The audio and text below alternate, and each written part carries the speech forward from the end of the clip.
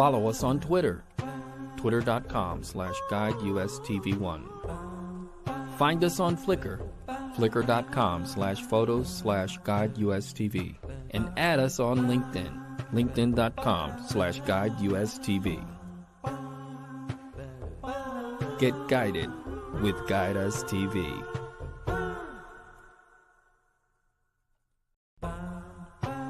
Get connected with Guide Us TV. Like us on Facebook at facebook.com/guideustv1.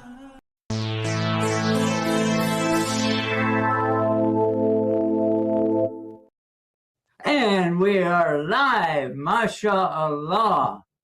And I don't know what that background is and where it came from, but alhamdulillah, weird. That's weird. Okay. So, James, how are you doing? Alhamdulillah, I'm doing good. I was talking with a friend of mine today. His name's Alan. I mentioned about Alan different times on the show, and he was asking me an interesting question. And he was asking me about Jewish people and Christians, and would some of them be going to paradise? And this is the question he asked me. Well, that's a good question. What else did he say? Well, we talked about multiple things, and one of the things I always did with Alan is I allowed Alan to be Alan, because nobody ever did this with him. They always wanted Alan to conform to something that they wanted him to be. There's one of his, we have a mutual friend, and his friend, wanted him to be a Christian and, behave in a certain way. And I said to Alan, that's your choice. And nowadays we're talking about Islam, and that's why he asked a question about Muslims. And how do Muslims feel about some Christians and some Jewish people going to paradise? So I responded to him, but I'll let you talk about this because it's a subject that needs to be talked about, because not all Christians are going to be going to hellfire, and not all Muslims are going to be going about it. Go ahead. Yeah. So not all Muslims are going to paradise, but you can find where it's said, and this is why I need your help. Okay. So you said it right. That's a general term, and that's the correct way to go. Yes. What do you need? Well, it's one of those things that when our audience is listening to us, and it's not so much what I need, it's what our audience needs, because say if it's somebody new that's watching this, okay, so where's Habib getting his facts from? So this way here we can talk about this, and we can show them where I got this idea from. It didn't come from in here. It came from what Allah teaches us. Okay. Number one, everybody has a chance because they're all born as Muslims.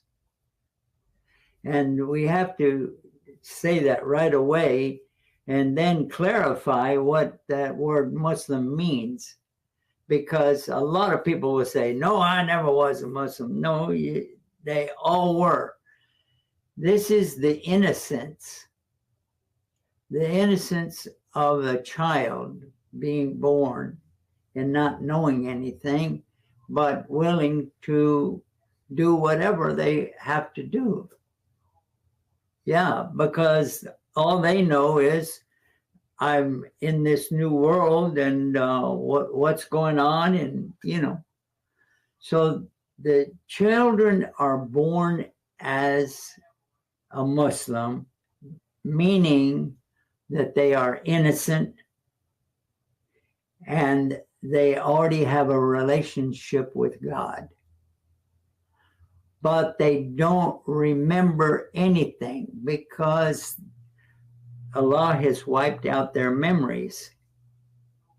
And this is from the hadith of the Prophet sallallahu alaihi wasallam. He said that when he created Adam, he created all of the people and then put them in the backbone of Adam.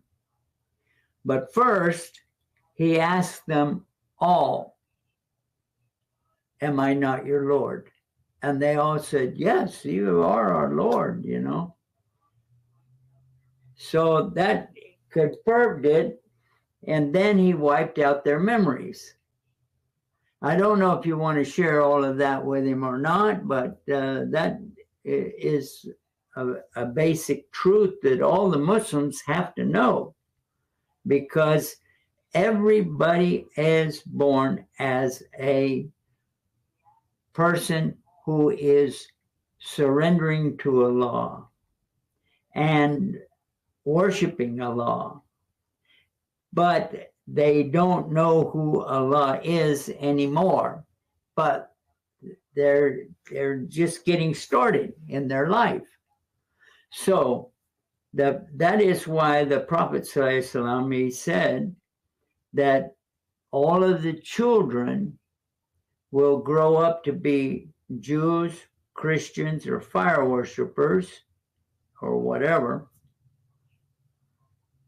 because the parents raise them up to be that. And it's a fact, but he didn't say that, but it's a fact that people can change or be in a Muslim household, and then they would be raised up the right way. Now, what is the right way? To accept that Allah is existing. And who is Allah? He is not a man. He's not a woman. He is an entity that we all should worship. That's the basic. I think that you could also tell him, if someone of the Christians or Jews only worships God direct, then that's a pretty good thing. That's a head start. However, if they learn about the Prophet ﷺ, the Prophet ﷺ, he said, and I think I mentioned this hadith last night, but he mentioned that 1 out of 1,000 people will enter Jannah. The other 999 people will go into the hellfire. Did I mention that last night? Yes. Yeah. And there is another thing too, that, and I did mention this last night. The Prophet ﷺ, he was talking about, and I think it was in the second half of the program last night. Anyway, he was talking about the Prophet ﷺ was saying that, I'll just shorten it up a little bit, that nobody will remain in the hellfire forever, except those who refuse to leave. And all of a sudden, the companions say to him, "Who would refuse to leave?" Who would refuse? And he said, "Those who hear about me and the message which I have been sent with, and they refuse to accept that, they are the ones that will remain in the hellfire forever."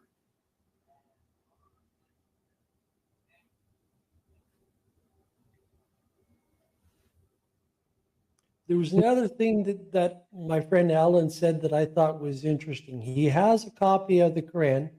Granted, it is in English, and he knows it's a translation, and he understands that it's not accurate in regards to, and he says a lot of things are lost in translation. But he says, when I read this, I can understand the Quran better than I can understand the Bible. So this says a lot about what he's getting from this translation of the Quran. Well, that is a fact that most of the people that read the Quran, and they've been reading the Bible, they say it's a lot easier to read, it's a lot easier to understand. The facts are there. But that doesn't mean that they will accept it. Because if this is the real problem, people have their choices, and they can choose to refuse anything. You know, a fact, okay, the sun comes up, the sun goes down. And if somebody wants to deny that, they say, no, it's always there, or it is never there. And this is a choice that they can make, and we can't make them believe like we do. However, that really is an example that's quite obvious. The obvious thing about Islam that the people try to get away from, because now with the science that it is, it's wonderful for Islam, not wonderful for the people of the Bible. Because they have a choice. They can accept the reality that there is a creation and it keeps evolving and so on and changes.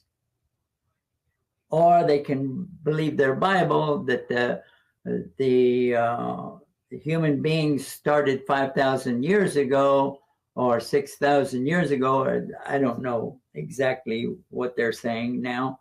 But in fact, the Chinese people have been here and recorded history 10,000 years ago.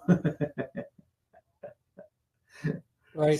So, yeah. Well, once again, especially if you're looking at the Catholic Church and you look at years ago, cardinals were deciding if women had a soul. Can you imagine this? Why wouldn't women have a soul? I mean, when you look at the fact that Adam has a soul and Eve came from Adam, why wouldn't women have a soul? It makes absolutely no sense to me, but yet cardinals, you got bishop, then you got cardinals, and then you have the Pope. So when you're looking at this, and you know, they're supposed to be well-educated people, and they're discussing this within the Catholic Church. And you begin to wonder how they actually treated women. And when you look at Islam during that time and how women were treated, you realize, okay, you see what's happening and you see the truth.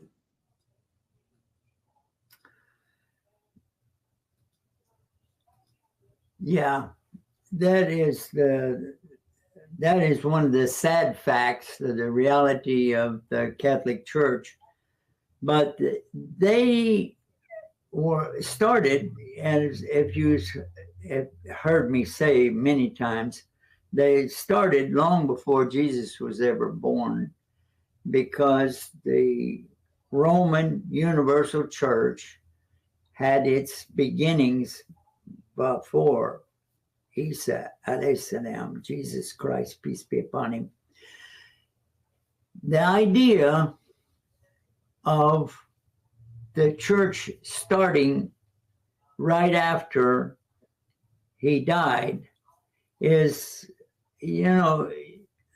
ludicrous, because the Romans would burn up the people or set them against lions, tigers, gladiators, and they would always lose. But if they didn't lose, they would be put back in their cell or dungeon and then be brought back out on another day. And then they would die. And that went on for about 300 years. The Roman Church had its own business that they took care of. But then Constantine, in the 4th century, he was introduced to Islam by his daughter or his wife. And she really wanted it because Jesus and all of them brought Islam. They brought the simple message of there is a God and that he is one, and you have to obey the commandments. That is what we're talking about. Now, if somebody wants to say, well, I don't want to be a Muslim, okay, but do you want to be a person who accepts a prophet, accepts what the message the prophet came with, and accepting God as one God? Yeah, I do that. I don't want to be a Muslim, though. Duh. Yeah, that is the basics. Well, when I look at this, it's better than saying, well, I don't like what this prophet's saying, I'm going to kill him. And, killing all the prophets. I mean, you have believing in what the prophet says and being a Muslim, or looking at, killing prophets and saying, we don't believe what they're saying. A little blunt. Go ahead. I was going to say it's a little blunt, but it's accurate. Yeah, well, I think there's a time to be blunt, very blunt. And the one thing is, if somebody knows the basics of the Arabic language, then they'll find out that Christians can be Arabs. Jews can be Arabs, and Arabs don't necessarily have to be of any faith. But if they understand a little bit about the Arabic language, maybe it would help them. What do you think? Oh, yes. I think it would help a lot of people that are looking at Islam and, they got ideas in their head because of media, like social media or whatever's on TV. And when they look at and hear and understand, and if they can get that basic knowledge of Arabic and understand what things are being said, and so they can, and the best thing to do with all of this, and it's something so simple. And all you have to do is say, Allah, please guide me. Show me the truth. Well, if there was not a God, that's the easiest way to do it. Because if you challenge God directly and talk to him and say, God, if you're there, guide me. And then the guidance comes, and then you say, no, no, no, I don't want to do that. I don't want to do this. I don't want to do, okay, it's your choice, because you always have a choice. From the time you're born until the time you die, you can make the choice. Even the person killing the believers can.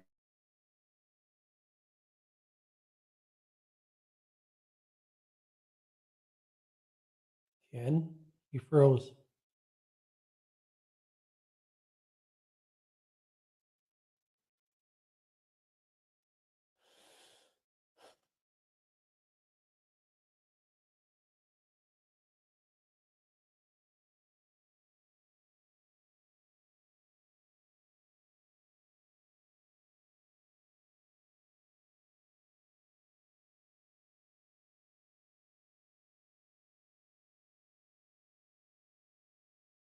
Oh. Brother Yusuf is frozen, and I'm not at this moment, and I'm not sure what to say. So, Brother Yusuf was trying to make a point, and hopefully things can get worked out so he can finish making this point. Meanwhile, when I look at, and I can only base Islam according to me and what I experienced, and wanting to share with others the importance of coming to know Allah. And, but it is a choice that you have to make. And it doesn't matter what you've done in your life, no matter how bad you think, oh, Allah will never forgive me, until you actually ask for forgiveness. Because you have to ask. If you don't ask, you're going to receive. If I got a pie and I'm giving out pieces of pie, if you don't come and ask me for a piece of pie, well, you're not going to get a piece of pie. It's the same thing with Allah. And if you're going to Allah and you ask him for forgiveness, you got to understand the mercy of Allah. So Yusuf is back, so I'll pass it over to Brother Yusuf.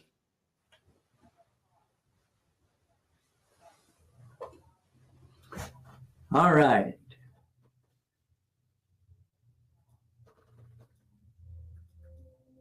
Well, I'm clicking and nothing is happening.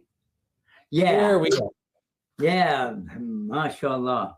I was there all the time, but we've had a problem just before we came on the air. Everything shut down, but they were saying at the station that they were still getting a message of the branding that we put on. Anyway, alhamdulillah rabbil alameen. As a Muslim, you were talking about the pie and giving out the pie. We should offer the pie to the people. And if they don't take it, that's their fault. Because this is more along the lines of what Allah is doing all the time. He is offering for people to use their brain, what little they have, and just accept what he's doing. And it's only the people that are hard against Allah that fail. Let me tell you a story about the first one who really failed. And that was Iblis, the devil himself. Long before Adam came along, and the devil, Iblis is his name, Iblis. He was looking at being elevated up with the angels.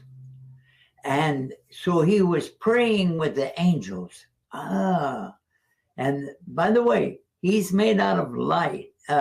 He's made out of a smokeless fire. The angels are made out of light. He's a smokeless fire. So he has heat, but no smoke. All right? The angels are made of light. And Allah created this last creation, which was Adam. And Adam was without a head. And then Allah puts the head on him. And just then, Allah says, everybody bow down. And all of the angels bowed down. But not so Iblis. He was not going to do it because he didn't want to bow down because of the creation of Adam. And he said it. He said, no, I'm not going to bow down to that guy. No way, because I'm better than him. He had a choice. Angels do not have choices. He had a choice. Why? Because he is a creation. It's intended to have a choice. And human beings are the same. We have that in common with the jinn. Not much else. Well, maybe they have families, or they have a woman or something like that, and a man or some, I don't know. But the idea is that they have a choice. They can choose what they want to believe. And if they choose correctly, they go to heaven, just like the human beings do. If you choose correctly, you'll go to heaven. And if you don't want to believe in heaven, okay. Don't believe it.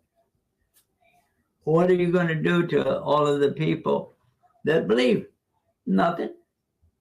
And they won't do anything to you, supposedly, if you keep your mouth shut. Yeah, that won't bother you.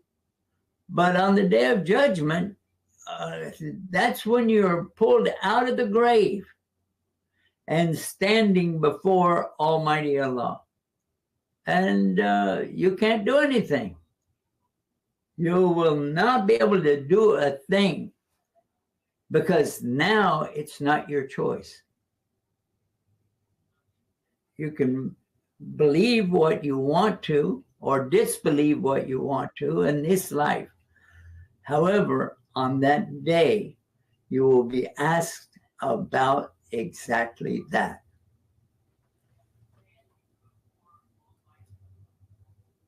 So with that, that'll give people something to think about while we take a break. All right. Let's see if we can do that correctly. I turn on the loop. So should I tell the people what to do? Oh, yeah. Tell all of us what to do. Stay tuned and stay guided with Guidus TV. Yeah, that's a good thing to do. We'll be back right after this. You're watching Guidus TV. Get connected with Guidus TV.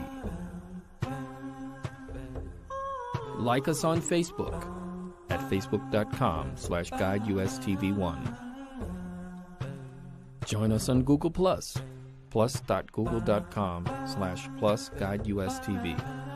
Follow us on Twitter, twitter.com/GuideUSTV1. Find us on Flickr, flickr.com/photos/GuideUSTV. and add us on LinkedIn. LinkedIn.com/GuideUSTV. Get guided with Guide Us TV.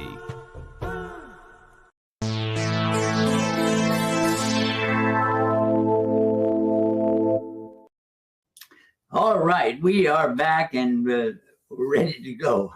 I hope we don't have a major problem in this segment.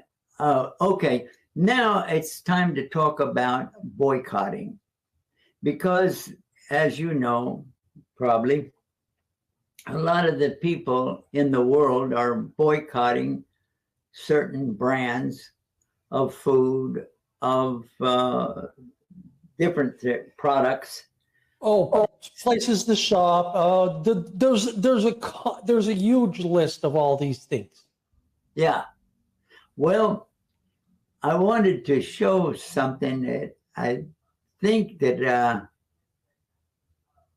I got it here. You had it a minute ago. You were going to show it. I seen it.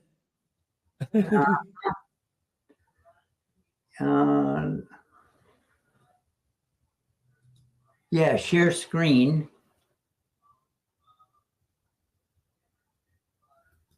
Okay, there it is. This is what we're having today. Let me make it smaller. Yeah. Okay, so this is basically what some of the things that we're supposed to boycott, according to the scholars. They say, if you recall, Deal or No Deal. Do you remember that? Oh, yes. Deal or No Deal. So we put up, this is the bad guys, boycott the bad guys. The deal is not made up of stuff. Remember, Deal or No Deal. Okay. So right. It is not what you give. You don't have to pay any money for this. It's actually going to save you money because you don't buy these things anymore. Don't shop at Starbucks, McDonald's, Nestle, Coca-Cola, Motorola, Siemens, AOL, Intel, IBM. These are the bad guys. So now it says these companies are on the boycott list because they support genocide and the apartheid in Palestine. Israel's Keter Group is one of the world's leading manufacturers and marketers of plastic consumer products. The Israel plastics giant is privately owned by the Sagul family and has a turnover of 1.1 billion, 90% of which is delivered from overseas sales. Its product range includes garden furniture, outdoor storage solutions, sheds, shelving systems, utility cabinets, toolboxes, storage products for the DIY market. I don't know what that is. Household products, baby and toddler products. Its brands, subsidiaries, and sister companies, all owned by the Sagul family, include Outstanding Solutions, Keter Garden Storage, Lipsky Plumbing Storage, plumbing accessories. I got a light in my eye. Okay, Albert Alibert, bathroom accessories, Coover, plastic home and food storage, Hardin, I pronounced that, Jardine, yeah, I pronounced it like a Spanish, Hardin. Garden furniture, Conoco, Europe, plastic storage boxes. Keter products are also sold under the Black & Decker. That's something that I'm very familiar with. Black & Decker. Oh my God. Yeah, I'm familiar with Black Decker as well. Yeah, B&Q and home-based brands. Well, it's the profits end up in Israel. Not all the products are produced in Israel. For example, Alibert has factories in France and Belgium. Culver has factories in Portland and Hungary. Keter has 12 factories in Israel. 2 of them are in the illegal settlements. Astaghfirullah. Stanley toolboxes are also made in Israel by Israeli plastics company, ZAG. 90% owned by Stanley. Oh my goodness. Anyway, so we have the food and drink and all of the things that go along with that. And we're working hard on coming up with something, and it's going to be posted tonight on Islam Newsroom. Now, Islam Newsroom is the exact company that we own. This is ours, and this is one of our websites, and it has been going on for the last 20 years. So if you want to know about something, check out Islam Newsroom. And if you want to go to our main source of finding out things, go to searchislam.com. Search for Islam or search Islam anyway. So Coca-Cola is on the list, and I really don't drink any sparkly drinks anymore anyway. So Eden Springs, SodaStream, Starbucks, Howard Schultz, the founder, chairman, and president, and chief executive officer of Starbucks, who owns 31.6 million shares of Starbucks stock, worth about $1.5 billion. That was in November 2012. Now he has much more.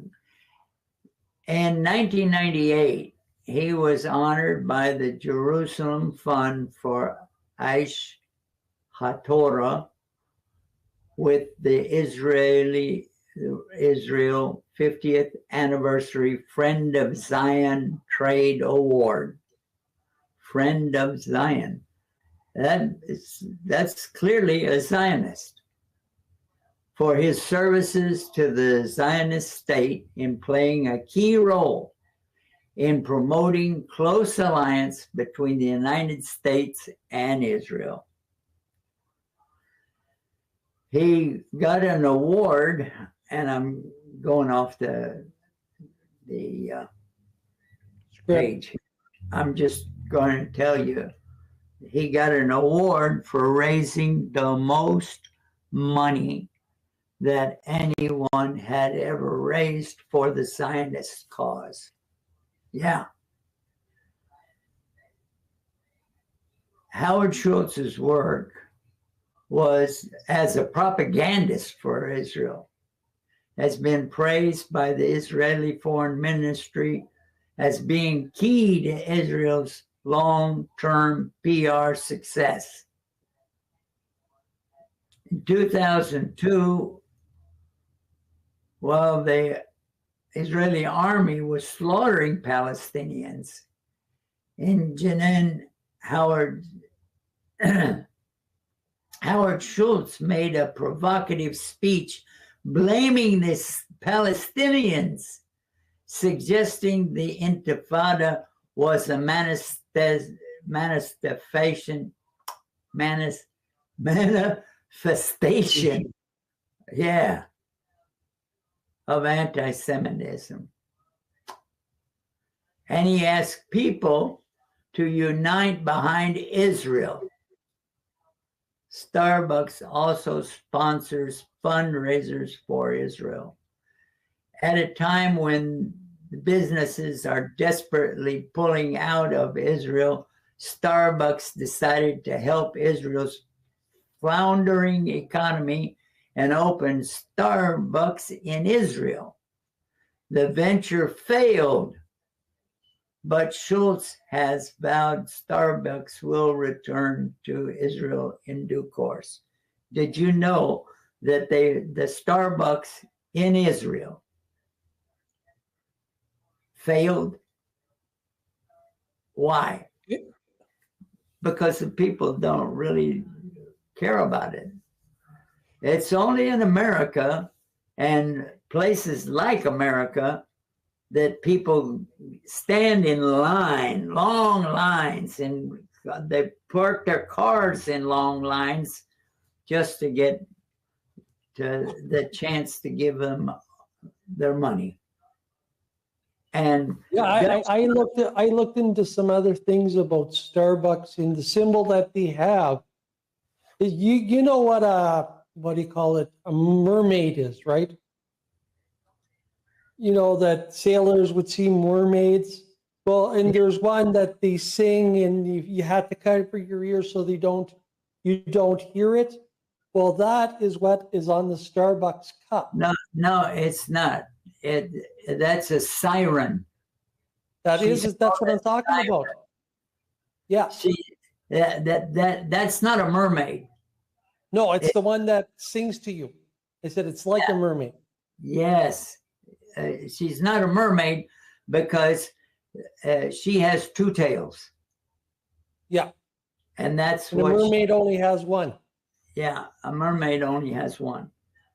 But if you look at that, that's the symbol for Starbucks. And really, when you look at what you're drinking from Starbucks,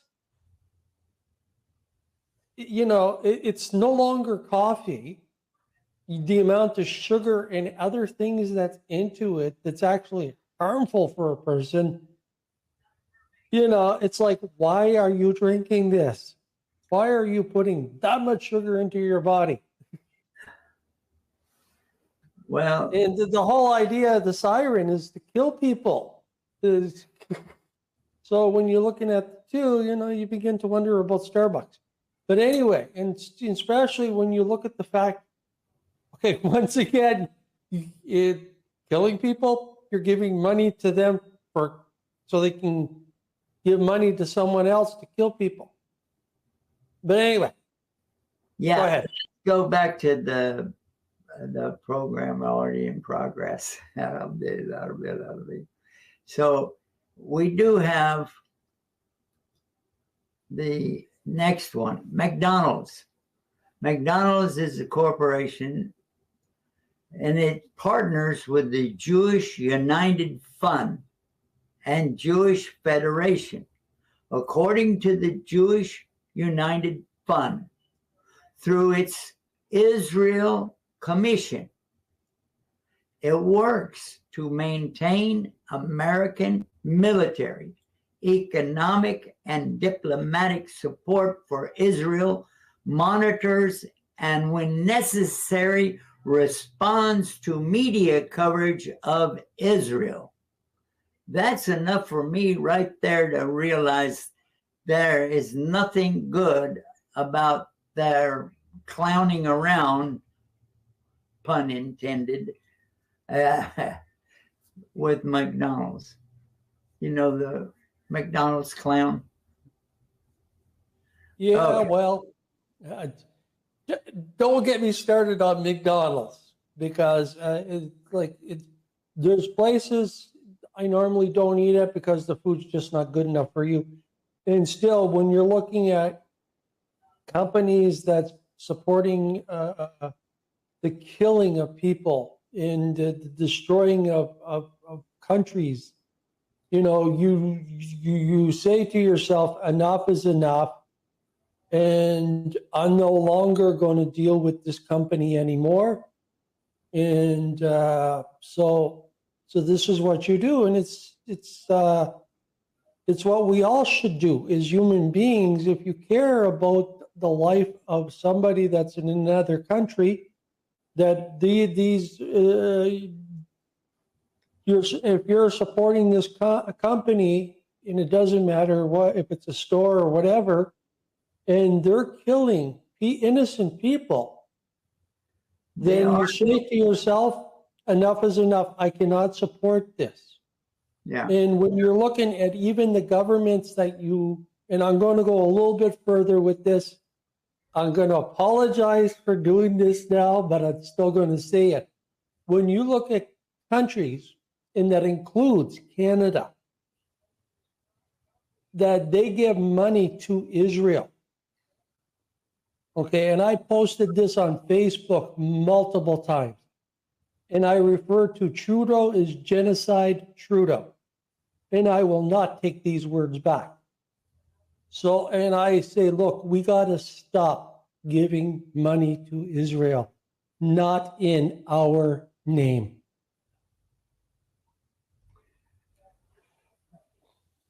Well, we can talk about the Israel fresh produce. Let me see if we can, yeah. Here it is. So this is about 2010 exports of Israel fresh agricultural produce worth about $1.5 billion. Most of it, some 87%, was exported to Europe. UN Commodity Trade Statistics. Fruit, vegetables, and herbs grown in Israel and the stolen land that they operate on. They bomb something off and then they sell that land to somebody else. Anyway, this is where they're growing it. And it's on sale at major supermarkets and greengrocers. Always check the label to avoid Israel and the West Bank. Until recently, the main player was Israel's state-owned company, Carmel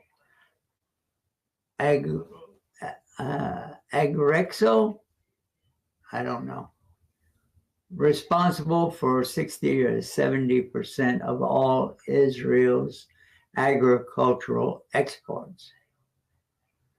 But in 2011, they went bankrupt, in part due to the target of a sustained international boycott campaign. Now, this is what I want to talk about, and we're going to put this up so that you can see it on islamnewsroom.com. islamnewsroom.com already has this particular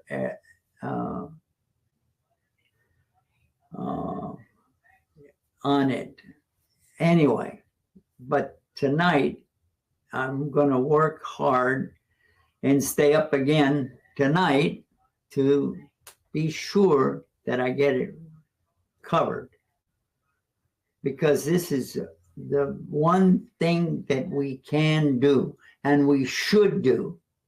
We should boycott anything related to or directly focusing on the slaughter of the women and children, the destruction of the buildings, hospitals, education centers, colleges. They're bombing everything. And nobody seems to do anything. The only thing that we have is the boycott. And if you don't boycott, shame on you. Shame on you. On the day of judgment, you have to deal with yourself. I'm not going to be there for you. And nobody else is going to be there for you either. If you really, really care, then you will get the list. Go to our website and see why.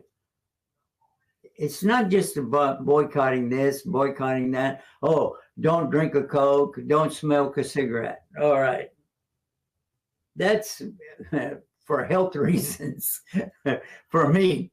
Anyway, but if you really check it out and find that the people are doing bad things with the money, why are you supporting it?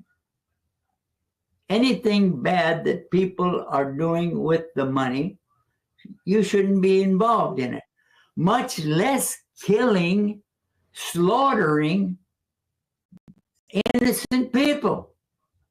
Does that make any sense to anybody? I don't know. Anyway, so Well, the other side of this, and I hate to say this, but when you look at Zionist in the propaganda that they use, and starting out with the fact that we are people with no land going to a land with no people. What does this say to anybody that knows the truth? Palestinians were there. There were people there. So when you see behind the smoke and mirrors in the reality of what's being said, how can you still support these companies? yeah, can I ask you a question? Yes. Do you remember Goliath and David? Yes. Okay. David is the one that threw the rock and hit Goliath in the head. Goliath was a giant, and they brought him out to fight against the children of Israel, right? Right. But the children of Israel were on the move, going someplace, and they encountered these people because they had sheep and they moved them around from place to place. Huh? Yes. Now, so, and I support all of because it's David, he's a prophet of Allah. So, yeah. But do you know where Goliath was born? Palestine. No. Gaza. Gaza. Gaza. He was born in Gaza. So, yeah, you're saying that the people of the tribe moving in on them. So they didn't own that place. They were not the ones that were first there.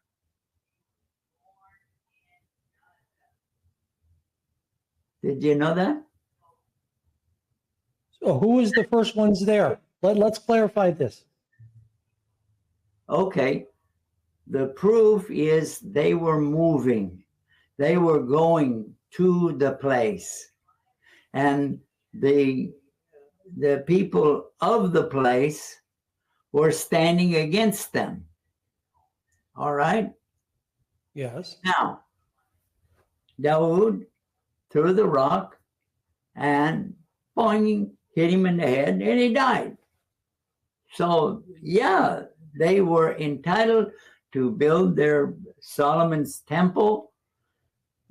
Solomon built that temple, the son of David. He built that temple. And he was a very religious person, very, very dyed in the wool. Really, one of the people that was really close to Allah. He was really close to Allah.